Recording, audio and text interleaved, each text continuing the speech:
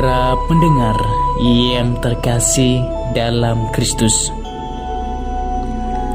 marilah kita merenungkan sabda Tuhan yang diambil dari Injil Matius pasal 6 ayat 7 sampai 15. Dalam khotbah di bukit, Yesus berkata kepada murid-muridnya, "Lagi pula dalam doamu itu, janganlah kamu bertele-tele, seperti kebiasaan orang yang tidak mengenal Allah. Mereka menyangka bahwa karena banyaknya kata-kata, doanya akan dikabulkan. Jadi janganlah kamu seperti mereka, karena Bapamu mengetahui apa yang kamu perlukan sebelum kamu minta kepadanya. Karena itu, berdoalah demikian: Bapa kami yang di surga, dikuduskanlah namamu, datanglah kerajaanmu, jadilah kehendakmu di bumi seperti di surga. Berikanlah kami pada hari ini makanan kami yang secukupnya, dan ampunilah kami akan kesalahan kami, seperti kami juga mengampuni orang yang bersalah kepada kami. Dan janganlah membawa kami ke dalam pencobaan, tetapi lepaskanlah kami daripada yang jahat. Karena Engkaulah yang empunya kerajaan dan kuasa dan kemuliaan sampai selama-lamanya. Karena jikalau kamu mengampuni kesalahan orang, Bapamu yang di surga akan mengampuni kamu juga. Tetapi jikalau kamu tidak mengampuni orang, Bapamu juga tidak akan mengampuni kesalahanmu."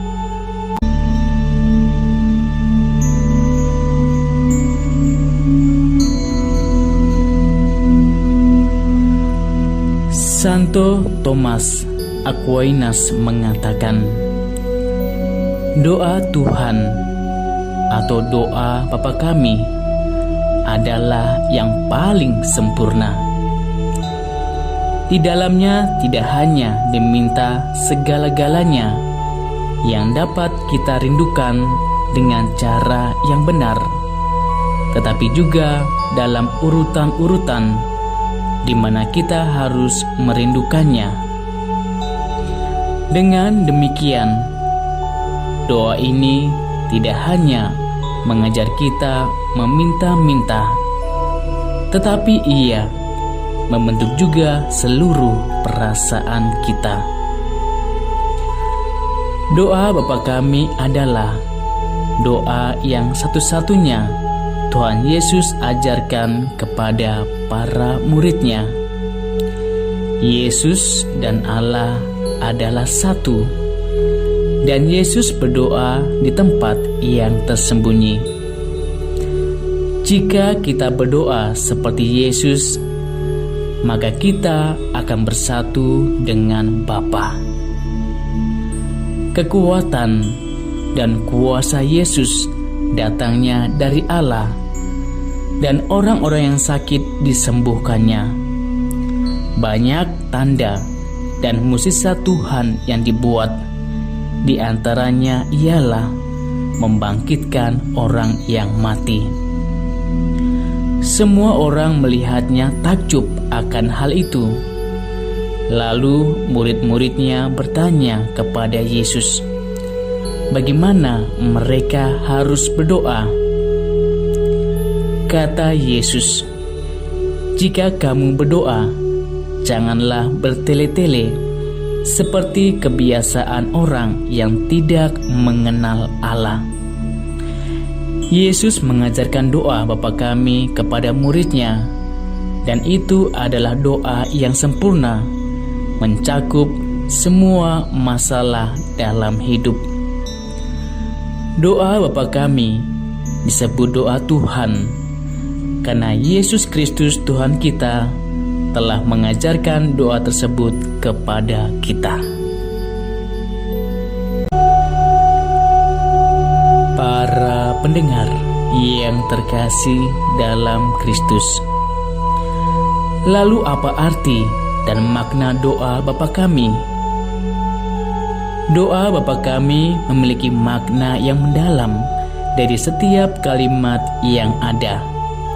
Mari kita simak makna doa Bapa Kami. Pertama, Bapa Kami yang ada di surga. Maknanya adalah Allah pencipta langit dan bumi adalah Bapa kita. Kita mempunyai hubungan yang erat karena Dia adalah Bapa dan kita adalah anaknya. Karena kasih Allah, Ia mengangkat kita menjadi anak-anaknya yang istimewa di hadapannya. Kasih Bapa tidak akan lari dan jauh dari kehendaknya. Kedua, dimuliakanlah nama-Mu. Dalam hidup ini, kita haruslah memuliakan nama Allah, baik di dalam doa maupun dalam kehidupan kita sehari-hari. Kita harus meluhurkan nama Allah dan janganlah menyebut Tuhan Allah dengan tidak hormat. Ketiga, datanglah kerajaan-Mu. Kerajaan Allah yang adalah surga merupakan tempat yang diinginkan manusia ketika sudah meninggal. Kerajaan Allah adalah nyata dan ada bagi orang-orang yang beriman kepadanya.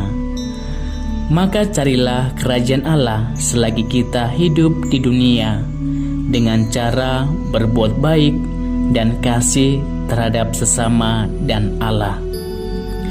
Kerajaan Allah adalah damai sejahtera, sukacita, dan kebenaran oleh karena firman-Nya. Keempat, jadilah kehendak-Mu di atas bumi seperti di dalam surga.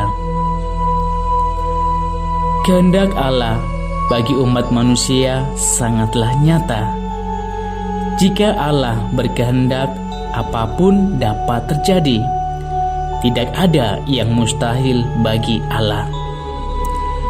Kita berserah atas kehendak Allah, atas semua rencana dan rancangan hidup yang Allah berikan, karena Allah yang lebih tahu dan mengerti apa yang terbaik bagi hidup kita. Mari kita lanjutkan makna doa Bapa Kami yang kelima. Berilah kami rezeki pada hari ini. Doa supaya Tuhan memberikan kita rezeki dalam hidup kita. Tuhan peduli dan mengerti akan kebutuhan kita, maka haruslah kita memintanya kepada Allah rezeki dan berusaha di dalamnya. Keenam, dan ampunilah kesalahan kami seperti kami pun mengampuni yang bersalah kepada kami. Banyak sekali dosa yang kita lakukan, baik disengaja maupun tidak disengaja.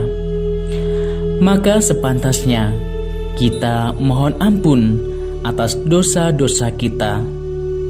Ketika kita mohon ampun atas dosa dan kesalahan, kita juga perlu mengampuni segala dosa orang lain yang menyakiti hati kita. Karena Allah adalah kasih, maka kita pun perlu mengasihi Allah dan orang lain.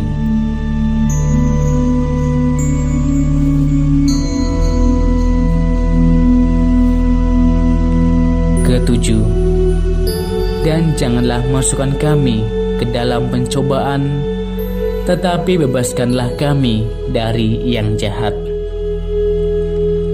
Kita yang adalah umat beriman menjadi tempat roh jahat supaya kita masuk dalam dosa.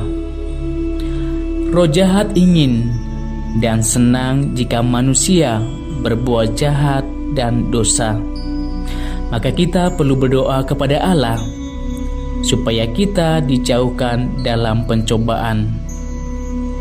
Hindarilah dosa yang membuat kita terjatuh dan memohon kepada Allah supaya kita dibebaskan dari hal yang jahat.